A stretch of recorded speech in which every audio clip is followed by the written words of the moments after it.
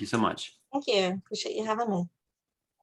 So now I am an agent myself in the Clearwater Market Center. So I know Linda, I've known her for several years, and she's always been amazing. So I wanted to have somebody within culture, and it's actually using Command, because you guys are using Command, right? Yes, we are. Awesome. And how long ago did you guys start using Command? So we started using Command about a year ago and been working our way through it and learning as KW is learning as well. And I was an agent for most part of 2020 with one buyer agent and a full-time admin and another admin that worked on our database. So we brought Phil Weiler on, who's our operations manager, towards the end of last year. And that's when we really took Command seriously and saw the value in it and started running with Command in our business. Awesome. And when you, what did your production look like last year when you guys were not using Command? So we were scattered. We were all over the place, needless to say, with 2020. And our production was close to 80,000. I'm sorry, 80,000 in production. 80 transactions, 24 million. This is why Phil is here with me. Yes.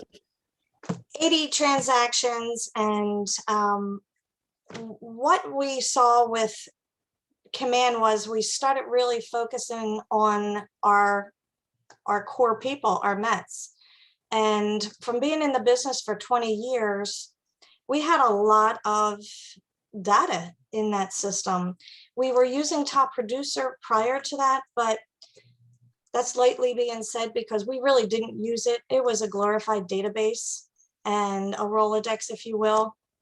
And we did not have it working for us. So we worked it, but it was not working for us. So then when Command came along, we just decided to move everything over to Command and see what it can do for us. It was tough in the beginning, and there was a lot of behind the scenes cleanup, which we're still doing. So for the amount of business that we've done over the years, selling over 1,000 homes, and you know, just the two of us last year working it, it was an opportunity when we got into Command to see what it could do for the business. So that's when things started changing for us. When Phil came on, and Phil took the time to sit down with Andrew and, you know, tweak our system, find out how it can work for us, and what was the entry point of getting into Command and not getting overwhelmed with everything that it had to offer. Let's just get the database started and get the database clean. And then it rolled out to creating our list of who are our top A, B, C people. Who do we need to call? And the exciting part was we had events, and that the events helped us work with Command, and Command helped us with the events. That's awesome. So you started communicating with your database, and Command kind of forced you into doing that just because you decided to clean it up and move it over. So there wasn't a magic pill or anything. No, it's just actually doing the work. But one of my favorite phrases from Bold is always going to be what you focus on expands. And last month when we did this, we were talking to Matthew Goldstein, and one of the biggest things I noticed from him is his attitude. So his attitude was amazing towards dealing with everything, because some of those things are frustrating when you move over to Command, right? It's not the easiest thing in the world to just take your database and put it in. But no, because a lot of what was transferred was duplicated. So we had to manually go in, and we had a team member do that for months. And we still have a part-time person who scrubs the database. And it was a lot of work. However, we have a system now that's working for us. It's free, technically. We're not spending thousands of dollars on a system that we weren't even using. So we know that Keller Williams is constantly fine-tuning the system. And to have someone like Phil who enjoys this kind of stuff, unlike me, he is making this Command tool just maxing it out for our needs right now. So it's really exciting to see what we're capable of doing with it. So Linda, who is Phil to you? He's my operations manager. Awesome. Well, welcome, Phil. Thank you for coming on. Good to be here. So can you maybe tell us a little bit about what you do there, Phil, as the operations manager? So my primary role is to make sure as a team that we're running well. So I support the agents, support the admin staff in all we do. And a big part of that is using command to make sure that we're all doing what we need to do when we need to do it.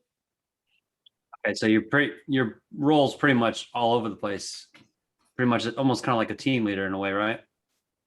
Right. Yeah. Yeah. No, it's my job to make sure everybody has what they need. Everybody's running at their peak performance, and we're taking good ground. So Linda, how many agents do you guys have currently? We currently have 3 full-time Okay. agents on staff. You guys are all in command, all 3 of them? And there's 3 plus me, so we have 4. Yes, they're all in command and learning it like the rest of us. And some of us enjoy it more than others. So our admin, we have several admin who are learning it as well, because we require everyone to be hands-on with command and be able to jump in when the agents need them. Awesome. And what would you say, in your opinion, has been your biggest learning curve, Linda? I can't even come up with one.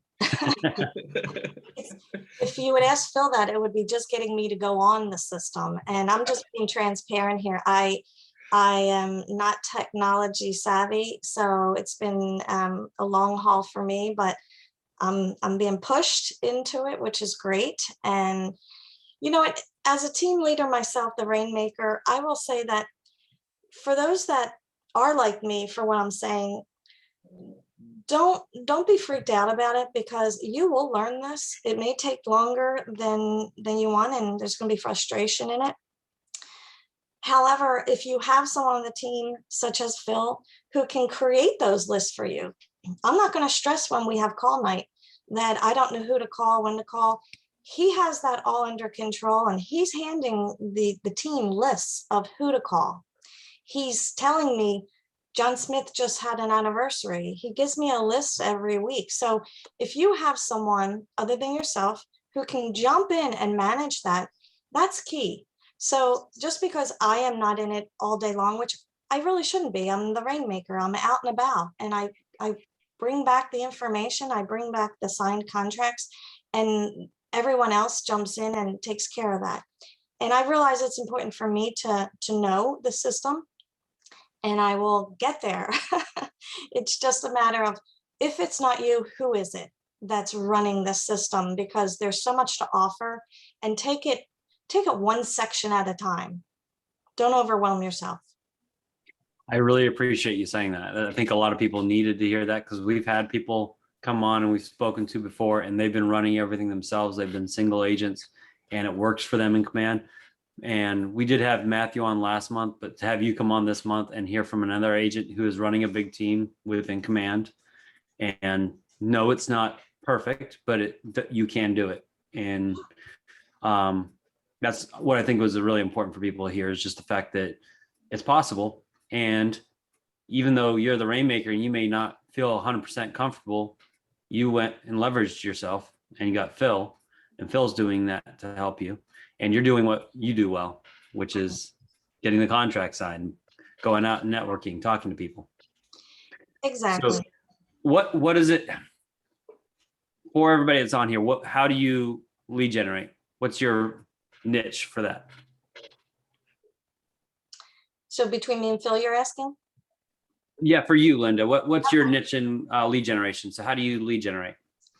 So we have multiple streams of lead generating, as we should.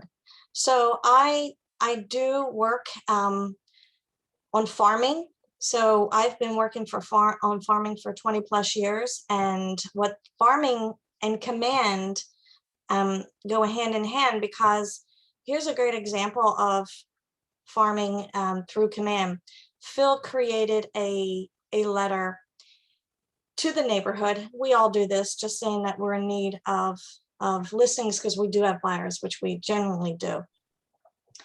And in addition to that, we were running 2 different events. So we put that on the letter to make it look as though, one, we are working hard and we're thinking outside the box and we're reaching these people, offering them something too. One was a shredding event and the other one was a neighborhood St. Patty's event.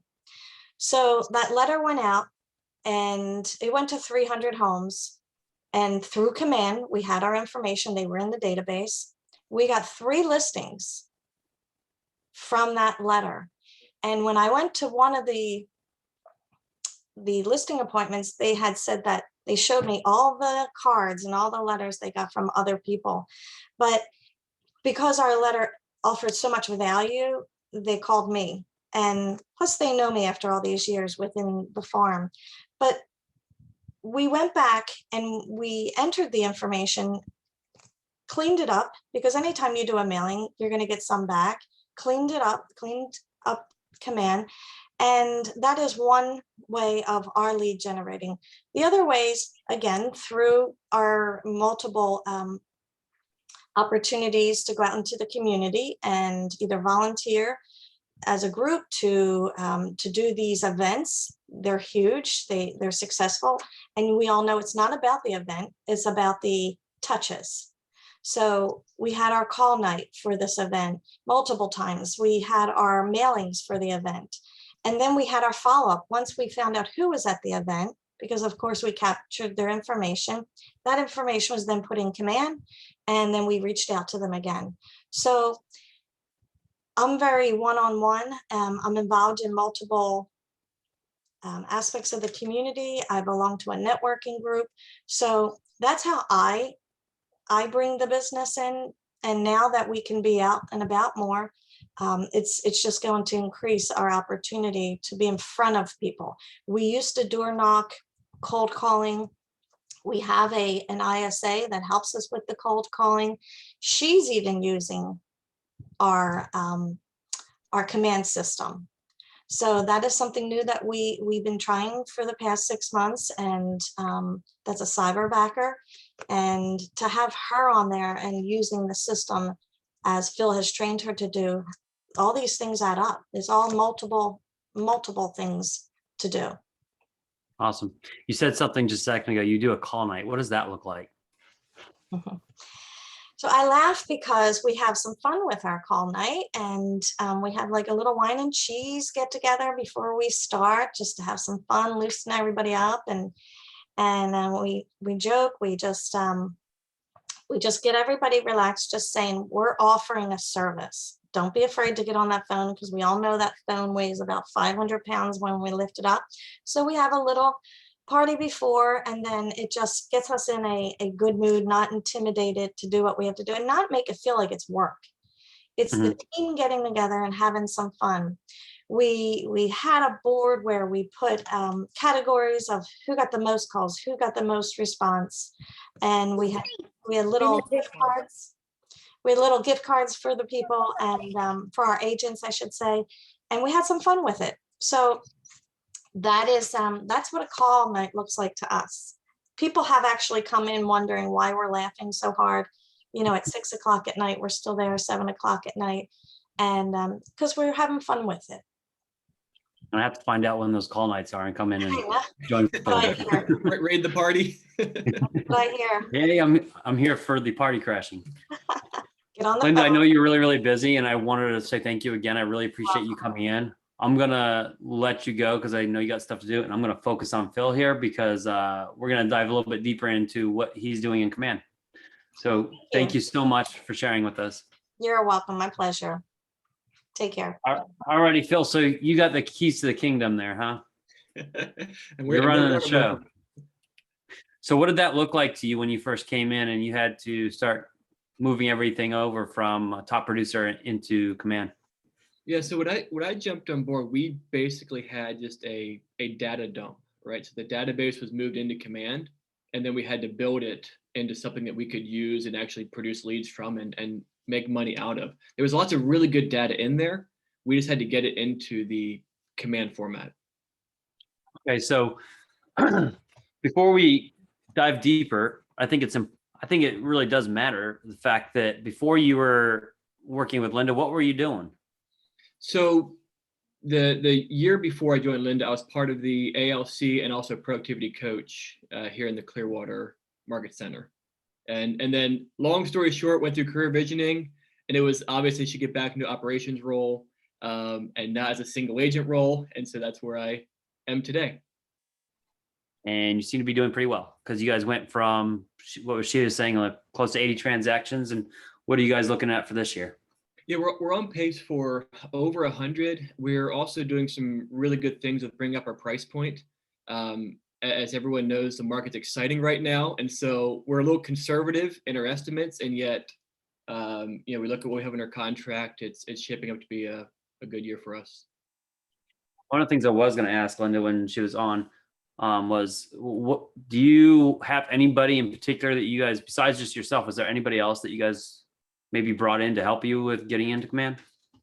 Yeah, so we've done two things, right? So I showed up when we started at command and said, "Holy crap, what is this thing?" And so then I believe I reached out to you and also Andrew, who is our office tech trainer. And then I said, "Holy crap, what is this thing?" and the basic advice was to start in the contact section and just forget about everything else. Let's start there and just use that at a high level. And so with that, then we also brought in basically a data entry person to help us clean things up. But mostly we leaned on our tech trainer. And it was one, just to figure it out, but two, I want to know best practices. Who's actually using us at a high level? What are they doing? How are they doing it? We got to go sell property and not figure out command all day long, right? And so Andrew, they gave me the cheat sheet to make the plan and get to where we need to be. It's unique because a lot of places don't have a tech trainer, and I don't know if everybody knows that they should have a tech trainer in their offices, and that tech trainer is not a cost to you. So if you're struggling to get into command, you have that person available to you to reach out to and say, "Hey, can you help me with this?" And they should be able to help you. Your office should have many leverage points there to help you get your database in. So that was important for you guys to work on, obviously, because you just said contacts, and you kind of see behind me when I start talking to people and teaching, the first thing I talk about is contacts, and I try to take it in steps. I've got my 3 legs of command to get command up and going. The first one is contacts. You need to get your contacts in so that you can start communicating with them. And that's the second leg, is smart plans to communicate. So did you guys follow the same path? We did, yeah, almost exactly. We pull the contacts in, then create some really, really simple rules about tags and lead source and smart plans. As in, we didn't go reinvent anything. We didn't take too long to do it. We just made simple rules that everyone could follow and just started implementing them every single day. You said we. Does we mean you, or does we mean the team? The team, right? So I created the rules with the advice of our tech trainer. Hey, what are other teams doing? And he put me in touch with another team in the office that was doing it, and I stole their plan and tweaked it for us. And then that became the rule for the team: is every contact goes in command. Here's a simple tags. Here's a simple lead source. Simple was the key to actually do it. We don't want to spend half an hour at the end of the day entering stuff in command. It just needs to be part of our process. Okay, perfect. And what did you do after you guys started getting your contacts in? So that actually took us a little while just to get everybody on board with just a simple act of putting contacts in, right? Because it was so new. But once that was done, now we're moving at a lot faster pace. We're adding additional levels of what you were saying. So smart plans, that went in right away. We used an event to really launch that. So the pre-communication, the communication afterwards, got everybody in neighborhood nurture. So that moved pretty quickly into smart plans. And we just now created our first customized one. Before that, we were using what's in the library. Using what. That's really smart. You guys used an event to do that because it's just so much easier to talk to somebody about event, right? For sure. And it's a way to do, to re-communicate to your database if you've forgotten about them or they've forgotten about you. It's an easy touch point. And we did a really simple event. It wasn't even all that all that spectacular, but it was What was it? a paper shredding event. We Okay. rented a paper Good shredding. for COVID. Great for COVID, great for tax time, and invited people to bring their papers out. But it was truly just an excuse to re-engage our database. Once we did that, then we threw everybody on neighborhood nurture. So they started getting that regular email back from us again. So it came with value, then put everybody on there. What did that look like? Was that a drive-by? It was a drive-by. Yep, drive-through, pop your trunk. We had a little form. So we had 2 stations, right? Think McDonald's drive-in. The first station they stop, we give them a form that's who are you, any referrals. We had a little raffle if they thought of somebody. Then they pull up the next station where we actually unloaded them, and they kept driving through. Yeah, it worked great. But the biggest thing there was just re-engaging our database. The event we got some leads from, but it was an excuse to engage our database. So you were just saying that you started creating smart plans around that, and you created your own. I like the idea of using what's in there because to me, I mean, they've already got smart plans in there. You can edit them. It's kind of hard to jump in and do it yourself if you don't have any ideas on what you want to do, right? It is, but really, so we did this stuff around the event, but the best one we did was just putting everybody on the neighborhood nurture, the bi-weekly neighborhood nurture. It's not rocket science, but people are engaging with us from that. People are starting to call us, meaning like 1-2 a month, right? But think about that. You have a automatic email going out, and people are calling you from it. I never got that off of my spring cleaning emails or reset your clock email. Why do you think that is? It's because they like what's on there. They want to be nosy about their neighbors, and then they want to talk to you about it. Yeah, so it's helpful to them, and they like it. I think that's the key right there. It's helpful to them, which means it's more a one-on-one conversation. It's not me sending out the stats for your county. It's me sending out the stats for their specific neighborhood. So it's more one-to-one. They got their attention. And the biggest shock to me was I expected people to unsubscribe or even get some nasty grams from people. Well, I'm on your email list because we forgot because they haven't told them we haven't emailed them in a couple of years, but got very, very little of that. Got more people saying, oh, this is helpful and interesting, which I expected the other way around, right? I expected the negative to be the loudest, but it's actually generally positive. People generally liked it, which was surprising. So that's very interesting, actually. So you're saying that people you haven't even talked to in a long time with that database, like especially since you haven't even been there that long. You've been with Linda for how long now? Less than a year. So you come in and just start putting this on to people you've never even talked to before, and just start sending them neighborhoods, and they're like, "This is awesome, thank you." Yeah. So just I see a question in chat. Our database was built, Linda's career, Linda's leads. Most of it's people we've done business with in the past. Some of it is bought data, some of it is paid for leads, but most of it's not. Most of it's open house Mets, just throwing everybody in there. And it probably would help too is the first email from us was inviting them to the event. And then the second one was the smart plan. So a little bit of brought low value, then threw them on the neighborhood nurture. Okay. So what is your favorite part of Command? So so I think favorite part by what's making us money. And that would be the opportunities section. And so we've only been using that for a few months now, really only a couple months at a high level.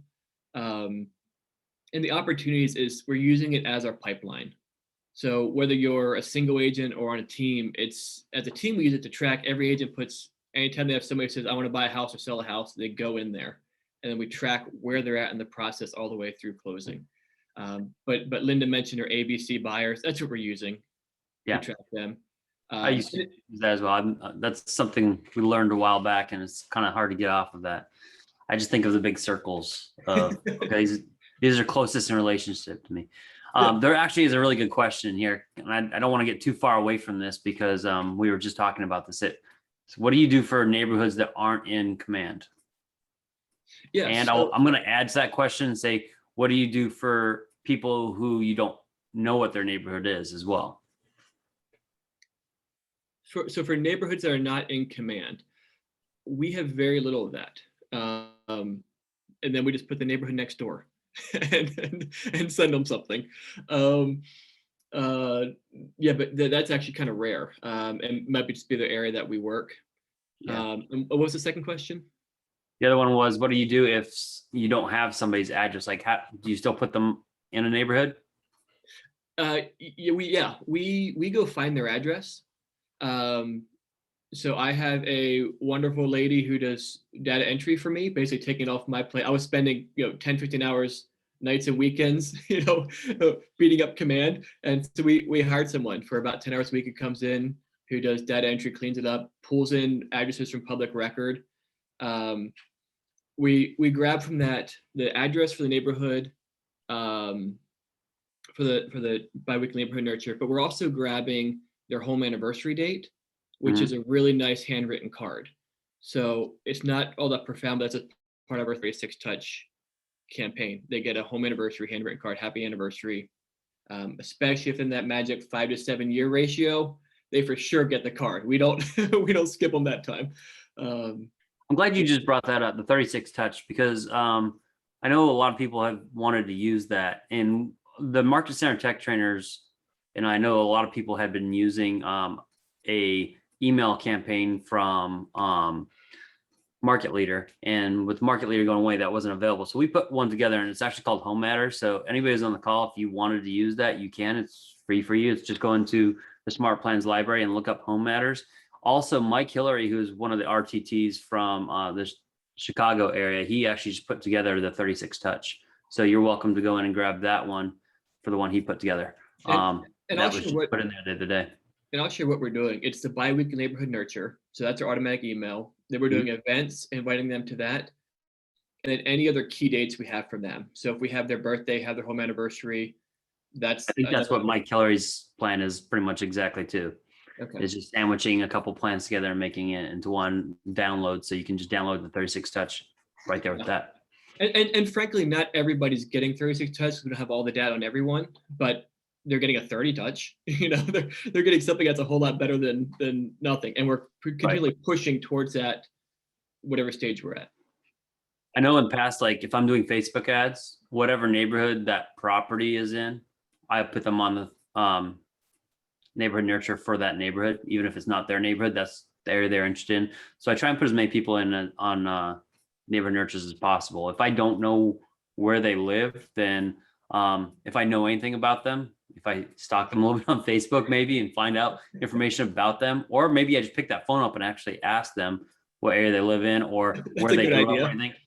I've seen other people ask in the past, like, what interests do you have? Is there any places that you would like to invest in or something like that, and put them on neighborhood nurtures just for that? So there's many different routes. Just ask them questions. We use Ford on my team, just family, occupation, recreation, dream. So when we're doing that, just asking those questions, what do you like to do? What are you interested in? And based upon that, we can put them in neighborhoods. And we use that same method. You talk about the Facebook ad, putting them in that neighborhood nurture. We do the same thing for no matter where they come in from. So open houses, wherever that house was we met them at. Right. If they're assigned call, same thing. That's just a neighborhood they get assigned to, just so we're starting. You are automatically signing them. Yeah, we're starting getting something going to them on a regular basis that we're not having to create every time. You know what? The worst case scenario is they call you and say, "Hey, that's not my neighborhood." And you say, "Great, what is your neighborhood? Let's fix that." Yep, exactly. Yeah, most people have a little add button. They could add their own neighborhood. Yeah. Yep. All right, so we're at 9:30, and I want to give everybody else a chance to ask some questions. I see some in here, and we're going to answer these questions. But what I'm going to do before we get into these specific questions is I want to ask that if you have a question, we're going to bring you on, let you ask a question. Please raise your hand. And if you don't feel comfortable asking it in person, and you just want to type it out, feel free to put it in the chat. Ariel, if you could help me, if anybody raises their hand, go ahead and spotlight them, and we'll bring them in. But we'll look for some hand raises. If you don't know how to raise your hand, it's very simple. If you go down to the bottom of your screen, there's a reactions area. If you click on the reactions, you'll see one that says raise hand. You just click that and it'll raise your hand for you, okay? So you're gonna get to ask Phil pretty much whatever you want. And let's take some of the ones we have in here. So Suzanne is asking, how often does Nextdoor sync with Command for new neighborhoods? We added one and it's still not there. There's a lot of new construction. You know how to answer that one, Phil? I have no idea. I'm hoping you do. I don't know the exact answer, but I know they sync up pretty often. We're on a consistent sync with them, so it's not basically on our end. It's going to be more so on Nextdoor's end when they feel like they need to. I think they have to have a certain amount of people in that neighborhood before they will add to it, because it is a neighborhood that's usually have somebody who outlines it, but they have to put a few more people in there. And I don't know what that exact number is. So I honestly don't want to lie to you, but I will get that answer for you, Suzanne, and I will make sure that let me write your name down so I can make sure I get back to you. And while you do that, I'll take the next question here. Can you be specific on which public record? How do you get it? I assume you talked about when we're pulling in addresses or home anniversary dates. We generally just go to our county appraiser's website. Also through our MLS, we have IMAP or Remine, but generally the county is the cleanest and the best. You can do all kinds of searching options through there. Scrape into Excel sheet and then pull that over. It's a little bit of pulling into Excel then pulling it over. But if you're just limited to the data you want, it seems like it's going to take a whole lot more time than it really does.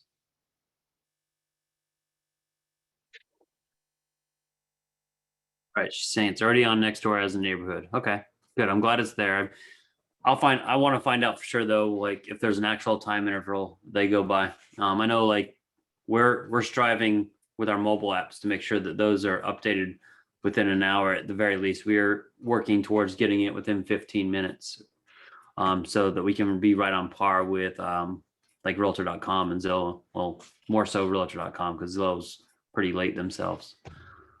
All right, so that's all the questions in there. Do we have any hands there was raised? one more from Robert. When you imported the data, where do you put custom fields in Command? This might not be the right answer. Ryan can tell you the right way. We just put that all the custom field data into the notes, and then we manually merged it back into something that we could actually use. I'm sure there's a smarter way to do that, but at least we didn't lose it. Yeah, it depends on where that information is coming from. If you're just putting it directly into Command and putting data in there, if there's certain areas that you do repetitively, Contacts has a custom field area. Let's just say pets. Like if you want to know if this person has a dog or a cat, or if they have both, you can make that a field that's custom field. And that's actually in the contacts area. When you're filling out the contacts card, you can see on the very bottom section that you go through, you'll see custom fields. Also, if you go into your settings, you can go into your contact settings and then you'll see custom fields in there and you can add them all in there. Like you can even create a drop down for that. So it can say cat, dog, or both. And you can also put the pet's name. You could put their kid's name, anything like that. So Robert's asking if you can import them into that. So yes, you could. Like currently, our current system as of right now is using PieSync.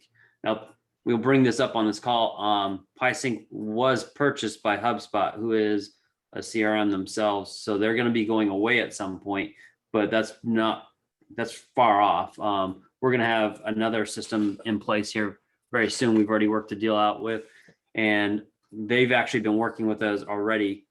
So once they're up and ready, which we're looking at beginning of June, we'll be able to do that. But what they'll do is they'll match custom field for custom field. So also if your CRM does export from that, we also have an export tool coming in. Currently, the best way to do it is through PieSync though. So let's just talk about current. So if you're importing right now from any other system, you can take that out. And if you go into PieSync, you can select custom fields. So if you have that field in another CRM or even in a CSV sheet or in your phone, you can take that and match it up through PieSync because it has custom fields in there. So if I can deviate from that question a little bit, one of the things that we just did is we just moved into Command, and it wasn't perfect and it wasn't pretty, but yet we quickly started to see how Command lined up with how we work, how we think. It's the MREA in a database. And so while, yes, we lost some things that we liked, we gained a whole lot more things that fit into our business. And so I don't know if it's the right answer for the tech team here, but it's not going to always be perfect and pretty importing into it, but you will gain a lot of other things that will make it worth your while, and even financially worth your while. You'll be able to, convert clients a little differently through it. Phil, appreciate you saying that, because I'd rather hear honesty than just yeah. all right. It's totally worth it. Yeah, totally worth that extra. It's gonna be for work. a little while. And I think that's sometimes the scariness of moving in from one system to another. They don't make it easy, and I think they do that on purpose because they don't want you to leave their system. And Command going into that system is, we're trying to make it easier and easier and easier, and we're working towards, like I just said, we are working on an import wizard that'll make it so much easier, and that should be out very soon. However, right now, PySync does work really well. It doesn't work perfectly. Nothing is perfect. But I think the good part about that is there is a silver lining, and it does force you to go through your contacts one by one and make sure you're doing them. Because not all of us are the greatest at going through our contacts one by one and actually touching them. So that's probably the best tip, is to make sure you are going through them one by one, section them off like you guys are doing, ABC, or section them off by the D2 Well, we cheated a different way. We put everybody on a cleanup tag. So everybody in every contact was add a tag called cleanup. Yep. And then as we actually clean it up, we just delete that tag. I love that method. That's one of the first things we were doing too. We set that cleanup method. And sometimes you get them on a call night. Sometimes you get them on a regular whatever, and you just delete that tag. And then if you have an hour, actually sit down and clean your database, then you just pull up that tag and you work your way through it. It's easier now too, because when you tried to do that a year ago, you couldn't bulk it to 500 people. That's true. That's true. And practically, we're only halfway through our database, right? But we're already seeing huge wins from that. And the other half is not cleaned up. We're still using that data just as it was imported. How many people do you have in your database? Almost 6,000. Wow. So you got 6,000 people in there. So you got about 3,000 more to go. 2,500. Yeah. 500. Good deal. Congratulations. Yeah. Does anybody else have any questions?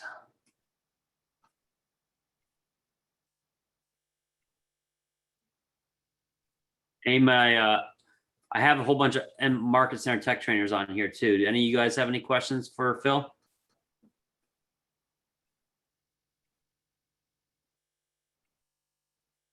None for me. Easy crowd. I know, I'm trying to give them a chance. I know they're probably doing a couple things at once.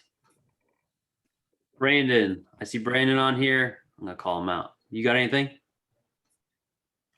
He's always got a question. That's why I'm picking on him.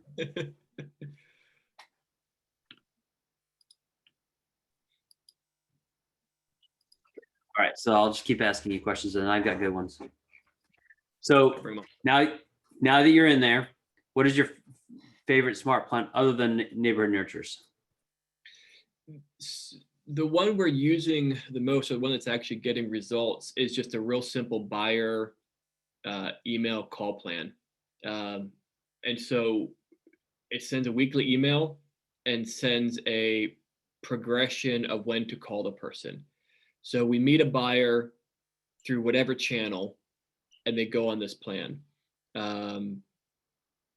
We're eventually going to build out smart plans for each lead source and customize it. But right now, it's simply we meet a buyer, call, text, email them, call them again, 3 times that week, then a weekly call, then a monthly call, then a quarterly call with a weekly email going out. So yeah, stole that from someone in the library, but all of our new buyer leads are going into that. 1, to make sure we actually call them, and 2, at least they're getting some kind of buyer information from us. So Linda says that a lot of the leads that she gets are coming from networking, people she knows, talking to your database. Do you guys use campaigns at all? Like, do you do Facebook ads or anything?